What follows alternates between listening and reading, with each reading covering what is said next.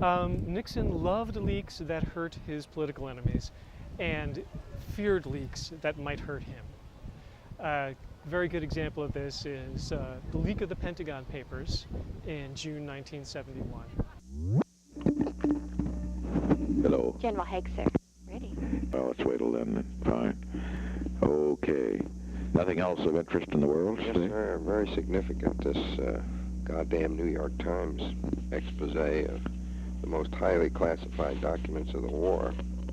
Oh, that. I see. That I didn't read the story, but you mean that was leaked out of the Pentagon? Sir, the whole study that was done for McNamara and then carried on after McNamara left by Clifford and the peaceniks over there.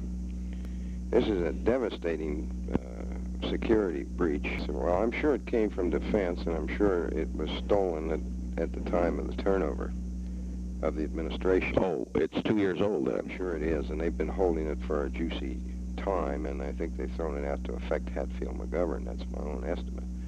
But it's something that it's a mixed bag. It's a tough attack on Kennedy. It shows that the genesis of the war really occurred during 61. Yeah, that's Clifford. I see. And it's brutal on President Johnson. They're going to end up in a massive gut fight in the Democratic Party on this thing. Once Nixon found out that this 7,000-page classified Department of Defense study of the decision-making process for Vietnam had been leaked to the press, he wanted to know, basically who it would hurt. And since the study dealt mainly with the Johnson and Kennedy administrations, the two Democratic administrations prior to his, he was okay with that leak. He very much wanted the missteps of his predecessors to get out into the newspapers. But he also was very worried about his own secrets with regard to Vietnam becoming public.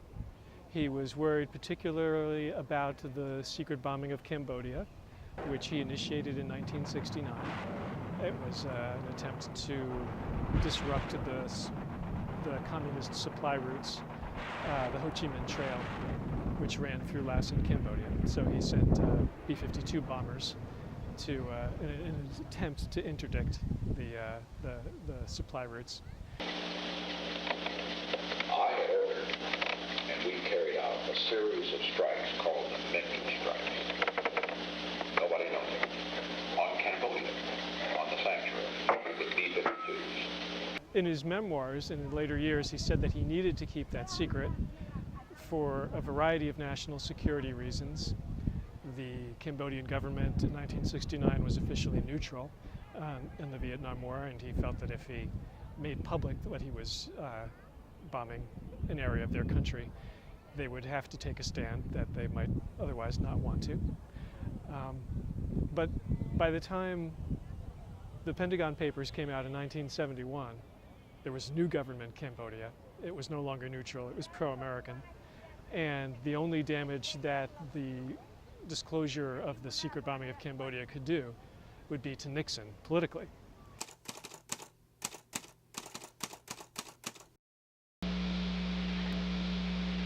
This is a conspiracy. It does involve these people, and they are not on very good ground in many cases.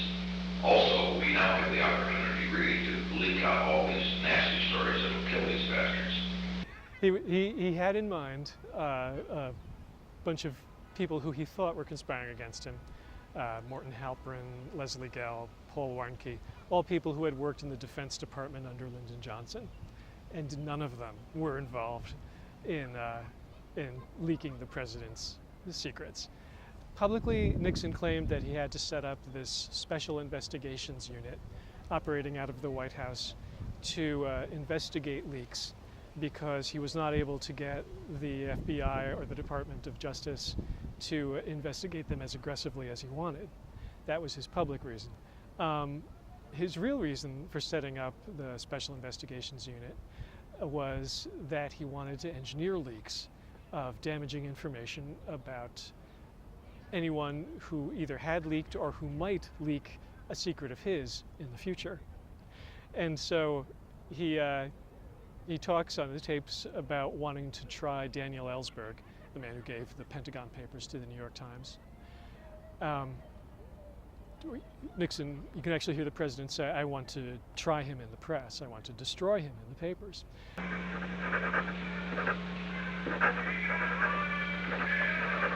want to get that out. Now there's anything to do. Don't worry about his trial. Just get everything out. Try him in the press. Try him in the press. Everything John Luther is from the investigation, get it out, leak it out. I want to destroy it in the press. Is that clear? That's not only unethical, it's illegal. I mean, he's the highest law enforcement officer in the land, and there are rules, certain to the Constitution, that everyone is entitled to a fair trial by an impartial jury. And the kind of pretrial publicity that Richard Nixon wanted to expose Daniel Ellsberg and others to would make it impossible for them to get a fair trial. Working with the probe would be excellent. He'll immediately understand the significance of things. Well, we've got a couple of fellows under Crow, Liddy and Hunt, who know what they're doing, and they've been around. And so we can turn them onto this too. David Young, Eagle Krogh, and the two most important ones are E. Howard Hunt and G. Gordon Liddy. E. Howard Hunt was a former CIA guy, a former CIA agent, and G. Gordon Liddy, a former FBI agent. Hunt had worked on the Bay of Pigs, which was planned as a covert operation to overthrow Fidel Castro's government. And it employed Cuban nationals, Cuban expatriates, who had fled or were exiled from Castro's Cuba. And so Hunt had a lot of connections with the Cuban American community in Florida. Our former CIA operative, Howard Hunt, has been working on the Pentagon Papers, ran the Cuban government in exile leading up to the Bay of Pigs. Yeah. All of his friends are down there. That's been widely distributed. He's also got his funds available for free rule hell when Democrats have their convention down there. When Hunt and Liddy were planning a break-in at the office of the psychiatrist who had treated Daniel Ellsberg in an attempt to find out whether he had any co-conspirators, Hunt used his contacts with the Cuban American community in Florida, specifically the ones who had acted as CIA assets in covert operations, and basically hired them to perform an illegal covert operation in America. And this all ties in with Watergate, because basically roughly the same crew that broke in to the psychiatrist's office, the office of the psychiatrist who had treated Daniel Ellsberg, it was composed mainly of the same people who were later arrested in the Watergate break-in, or in connection with the Watergate break-in.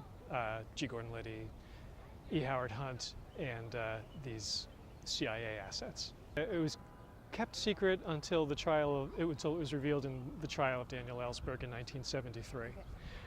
It was a completely covert operation. Nixon publicly said it had to be covert because it was a national security matter investigating leaks. It had to be secret in order for Nixon not to be impeached. It was illegal.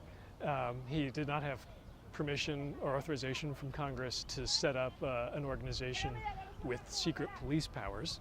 And that's what this was. This was an organization that broke the law while conducting investigations that had political ends for the President of the United States. Yeah, the plumbers said they just were not able to find anything on Ellsberg at all. It was a dead end. I mean, Nixon destroyed himself in a fruitless chase after a conspiracy that didn't exist.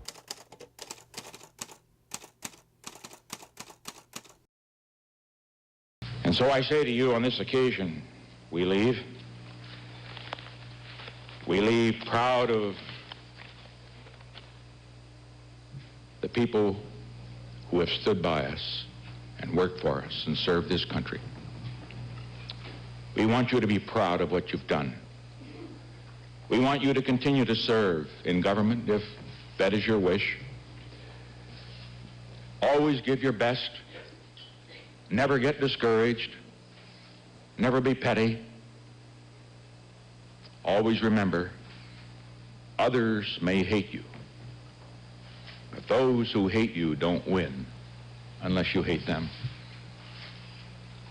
And then you destroy yourself.